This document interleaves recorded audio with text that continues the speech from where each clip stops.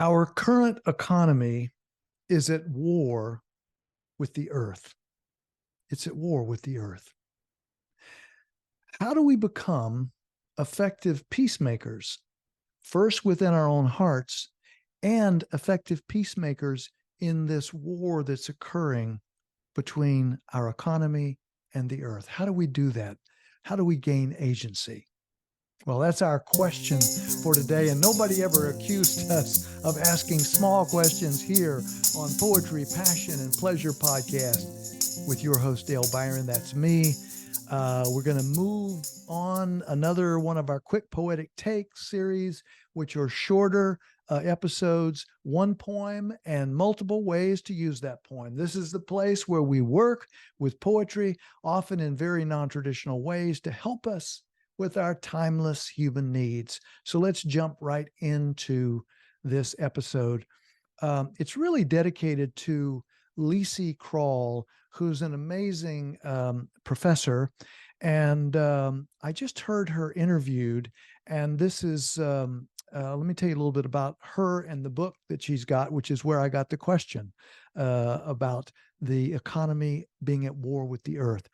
She incorporates evolutionary biology, anthropology, history, heterodox economics, and deep materialism to understand how we arrived at this paradoxical moment where humans appear trapped in an economic system that functions as if it were not part of this earth, and at the same time, it clearly is.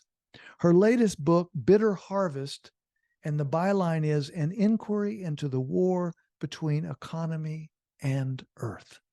Okay, I'll talk a little bit more about Lisi Krall, but I want to jump right into the poem.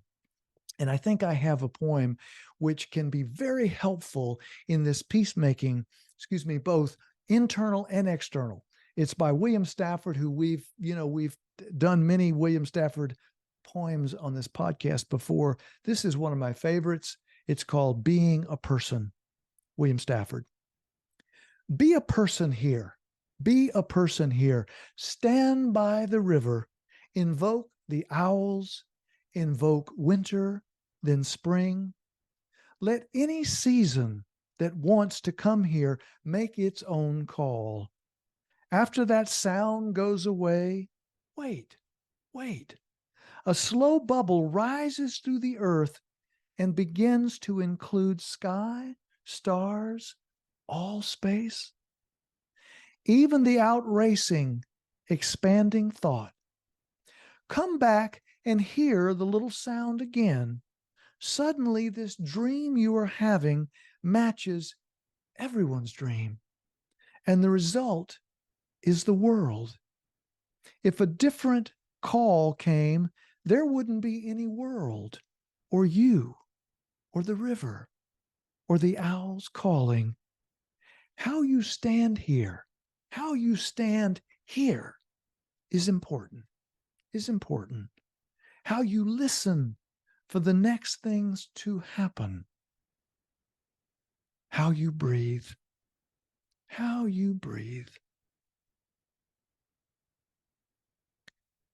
I think William Stafford is reminding us of how critical the human context is, the stories that we tell ourselves, the dreams that we have about this beautiful and also hurting earth.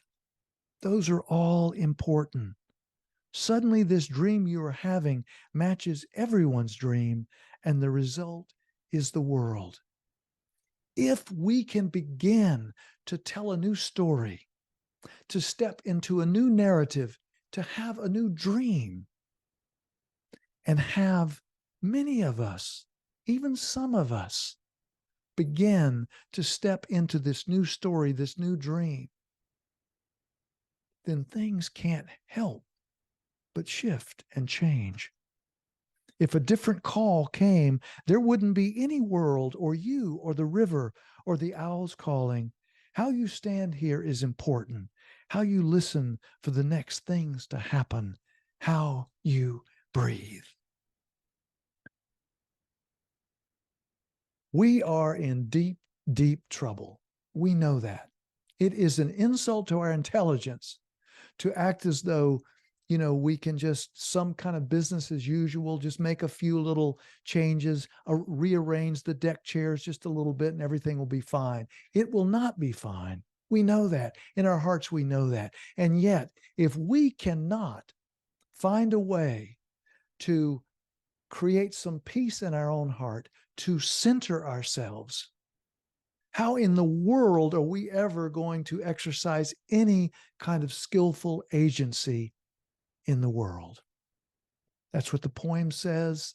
That's what I think our common sense says. Lisi Krall had a quote in this interview that I listened to, and with Nate Hagens, by the way, and she said, "Don't get caught up in whether there's hope. Don't get caught up in whether there's hope. Look into the contradictions. Look into the black hole. Engage it fully. And then don't let despair overpower you. Continue on making your choices about your activism and what you do based on what you came up with when you size things up, when you think for yourself, in other words. I guarantee," she goes on to say, "I guarantee in terms of what we're talking about, you will have to confront this proposition of limits." To which I would add, we have to confront how much is enough. How much is enough? Okay, well, that is a wrap. If you've enjoyed this episode, please refer it, make a comment. Let me know how you're doing with this question. How are you doing with this question? And most of all, remember, how you stand here is important. How you listen for the next things to happen.